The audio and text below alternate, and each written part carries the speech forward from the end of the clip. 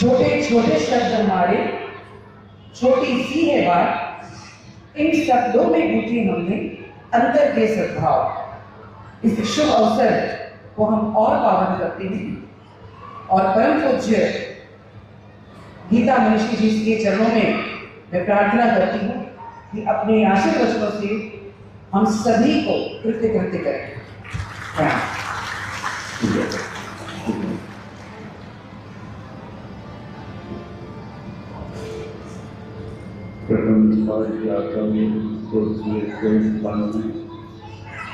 ज्ञान मुद्राय कृष्णाय गीतामृताय नमः। अखंडमंडलाकारं येन चराचरम् वसुदेवसुतं देवं कंसचानूरमर्दनं देवकी परमानन्दं कृष्णं वन्दे जगद्गुरुं श्रीकृष्णं वन्दे जगद्गुरुम्।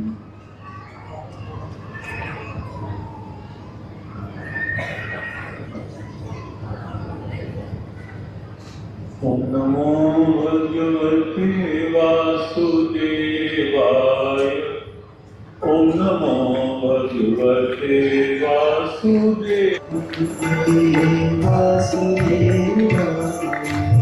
ओम नमो भगवते वासुदेवाय। ओम नमो भगवते वासुदेवाय। ओम नमो भगवते भगवते वासुदेव। ओम नमो भगवते वासुदेवाय। ओम नमो भगवते वासुदेवाय। ओम नमो भगवते वासुदेवाय।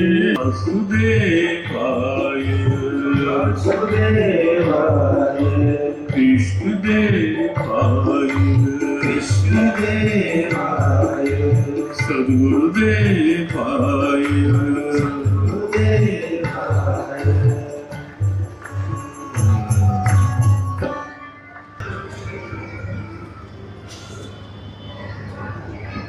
आराध्य चरणों में नमन, गुरु चरणों में वंदन।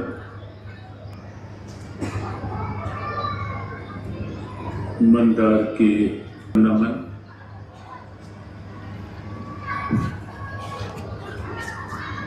व्यासपीठ को नमन।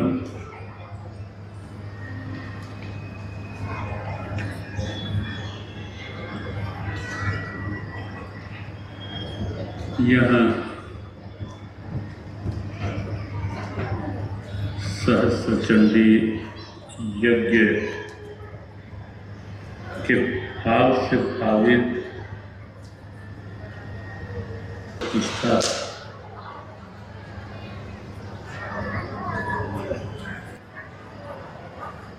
व्यासपीठ से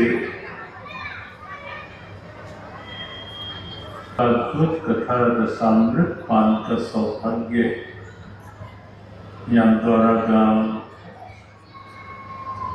और आसपास के क्षेत्रवासियों को मिला। ऐसे हमारे आदरणीय संजीव कृष्ण ठाकुर जी इस पावन अनुष्ठान में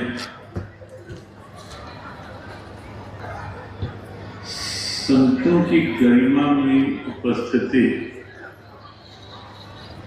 इस समूचे आयोजन को, समूचे अनुष्ठान को कर रहे।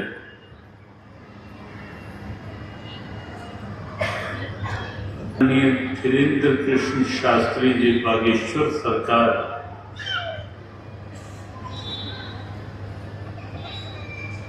इस अनुष्ठान में उनकी भी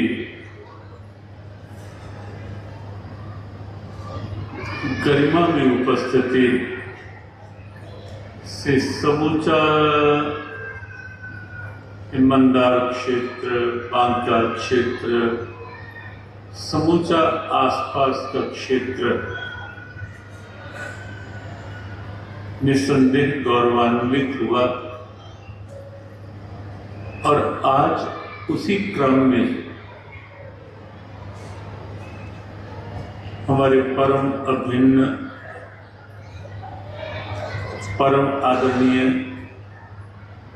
भानुपुरा पीठाधीश्वर जगद्गुरु श्री महाराज के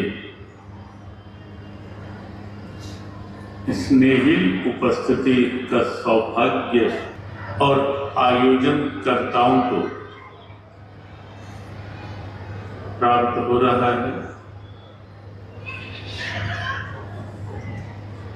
सप्ताह पर्यंत चलने वाली श्रीमद् भागवत कथा कार्यक्रम के रूप में आज विश्राम ले रही है। वह बहुत थोड़े ही शब्दों में बात फिर हम पूज्य भानुपुरा पीठाधीश्वर जी महाराज का आशीर्वाद ग्रहण करेंगे। श्रीमद् भागवत और श्रीमद् भगवद गीता बहुत बार गीता के साथ भी भागवत शब्द का प्रयोग कर दिया जाता है। भागवत गीता, सभी इस बात को ध्यान में रखें, भागवत गीता नहीं है, भगवत गीता है। पुराण बहुत पुराण है, जहां भगवान की लीलात्मक चर्चा है और भगवान का कैसे जीव बन जाए, जिसका यह जीव है, कैसे उस ईश्वर का, उस परमात्मा का, उस अपने मूल का बन जाए यह जीव। श्रीमद् भागवत में अनेक परम भागवत महापुरुषों के माध्यम से और फिर दशम स्कंद आते आते स्वयं साक्षात भगवान श्री कृष्ण की लीलाओं के माध्यम से अविनाशी अंश जीव, जिसे गीता भगवती ने बहुत लाड प्यार से कहा, ममई वांशो जीव लोके जीव भूतः सनातनः, ये जीव मेरा सनातन अंश है। परमात्मा का ये सनातन अंश जीव कैसे परमात्मा का बन जाए, उसकी प्रेरणा है श्रीमद् भागवत कथा। और सत्य भी यही है कि बिना परमात्मा का बने न तो इस जीव को लोक में पूर्ण शांति मिल सकती है और ना ही परलोक में जीव का उद्धार हो सकता है, जीव को परम पद मिल सकता है। परमात्मा का आश्रय तो ग्रहण करना ही पड़ेगा, कोई विकल्प नहीं है उसको। श्रीमद् भागवत और भागवत के अनेक कथा प्रसंग, कहीं आपने भागवत में ध्रुव को सुना होगा। सौतेली मां ने पिता की गोद में नहीं बैठने दिया और मन में एक जिज्ञासा बन गई कि अब परम पिता की गोद में ही बैठकर दिखाओ। और ध्रुव चल पड़े उस यात्रा में, जो जीव की परमात्मा से मिलन की यात्रा है। बाधाएं आती हैं, आएंगी, हमारा निर्णय निश्चय दृढ़ है या नहीं, वो परखने के लिए भी कई बार बाधाएं आती हैं। ध्रुव के समक्ष भी आई, लेकिन निश्चय कैसा दृढ़ हो अपने लक्ष्य के लिए, अपने कल्याण के लिए, लोक परलोक उद्धार के लिए। और जिस परमात्मा का मैं हूं उस परमात्मा से मिलन के लिए लक्ष्य कैसा दृढ़ हो, उसकी प्रेरणा हमें ध्रुव से प्राप्त होती। विपरीतताएं भी आती, बहुत सी प्रतिकूलताएं भी आती। कई बार मन विचलित भी होने लगता है कि भजन पाठ भी करें और फिर भी ऐसी प्रतिकूलताएं, नाम निष्ठा छूट जाती, भजन छूट जाता है और मन फिर कहीं ना कहीं ईश्वर से विमुख होने लगता है कि भजन करते करते ऐसे कष्ट, ऐसी कठिनाइयां, वहां श्रीमद् भागवत कथा प्रहलाद को एक आदर्श के रूप में प्रस्तुत करती है। कितनी प्रतिकूल परिस्थितियां आई, कितनी कठोरताएं आई, लेकिन प्रहलाद की नाम निष्ठा कम नहीं कर पाई। प्रहलाद की नाम निष्ठा और अधिक बढ़ती गई और अधिक बढ़ती गई। तो श्रीमद् भागवत कथा यह भी प्रेरणा बनती है कि परिस्थितियां कैसे भी बने, नाम निष्ठा यदि नहीं छूटेगी। आज मंदार गए, हमारे प्रिय संजीव कृष्ण ठाकुर जी साथ ही थे, मनोज बाबा एक एक करके ले जाते रहे। अद्भुत दृश्य, भगवान नरसिंह का स्थान और एक तो अंदर गुफा में बिल्कुल प्रत्यक्षवत हमने अनुभव किया भीतर जाकर कि कैसे वर उस पर भी आंच ना आए, उसका भी पूरा ध्यान है, लेकिन विनाशाय च दुष्कृता और फिर परित्राणाय च साधुना, दोनों बातें पूरी करनी है।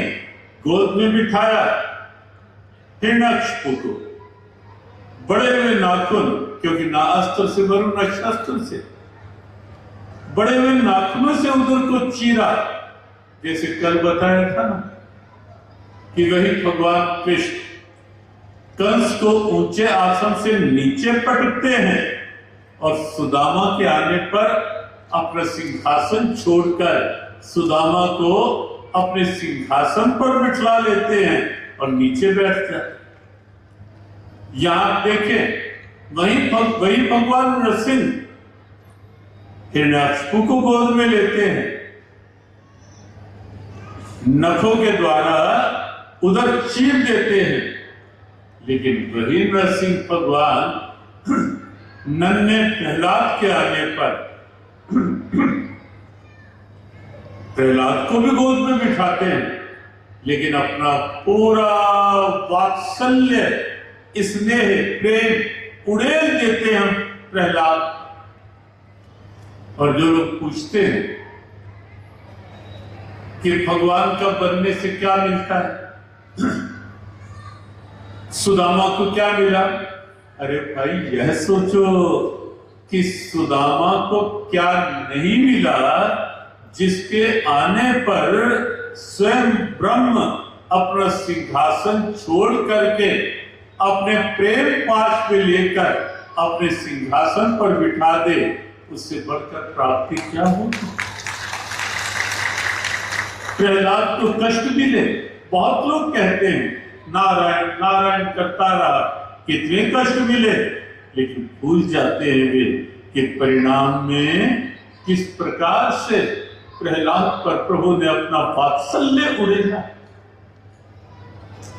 तो श्रीमद् भागवत ऐसी प्रेरणा देने वाला शास्त्र। यह जीव सच्चा सुख पाना है, शाश्वत शांति पानी है, तो परमात्मा का बनकर रहे।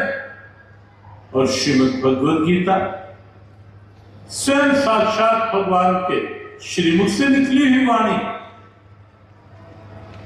भागवत भगवान की चर्चा और भगवद गीता भगवान के द्वारा गाया गया दिव्य गीत है। वह भी इसीलिए ये जीव परमात्मा का बनकर रहेगा तो ही उसका कल्याण है।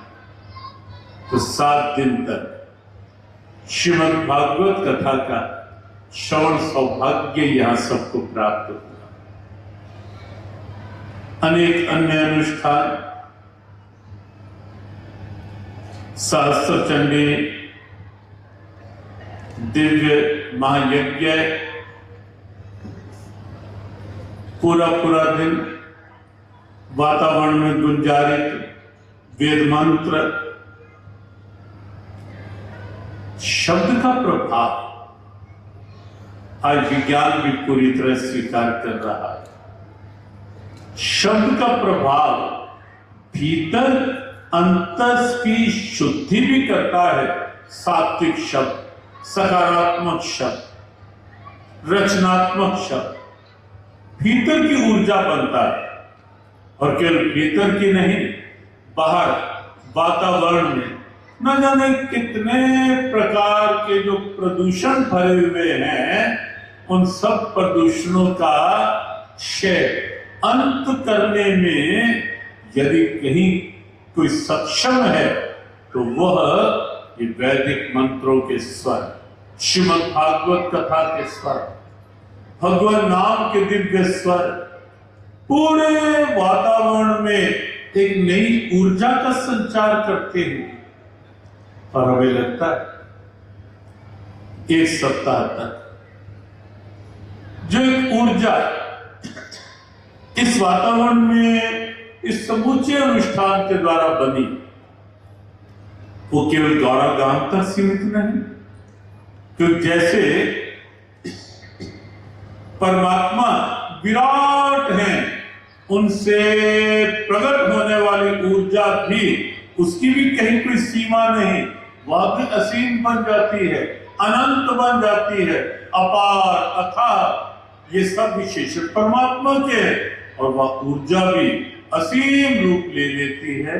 तो निश्चित ही इस महायज्ञ श्रीमद् भागवत कथा से पूरे क्षेत्र में एक नई सात्विक ऊर्जा का संचार हुआ। और कल जो वातावरण था, आदरणीय धीरेन्द्र जी के द्वारा जो सनातन का एक उद्घोष हो रहा था, वह भी हमें लगता है पूरे क्षेत्र में एक नई जागृति लाएगा, एक नई चेतना जगाएगा, ऐसा विश्वास किया जा सकता है। अनेक रूपों में यह अनुष्ठान एक सार्थक आयोजन के रूप में एक दिव्य ऊर्जा संचरित करता और बिखेरता हुआ सिद्ध हो रहा है। ये अनुष्ठान निश्चित और निस्संदेह श्रीमद् भागवत कथा की जब बात आई,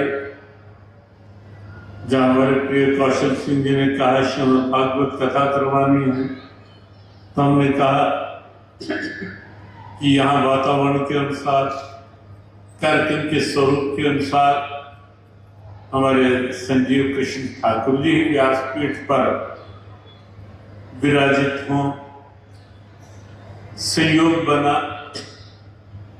उनका समय में निश्चित हो गया। और जिस ढंग से भाव और चिंतन और वर्तमान की परिस्थितियों को छूता हुआ उनका प्रेरणात्मक भाव रहता है, वह आप सबने निसंदेह अनुभव किया ही होगा। हमारे प्रिय सबल ऊर्जा आदरणीय संजीव जी के लिए ढेरों शुभकामनाएं। यहाँ ये समूचा आयोजन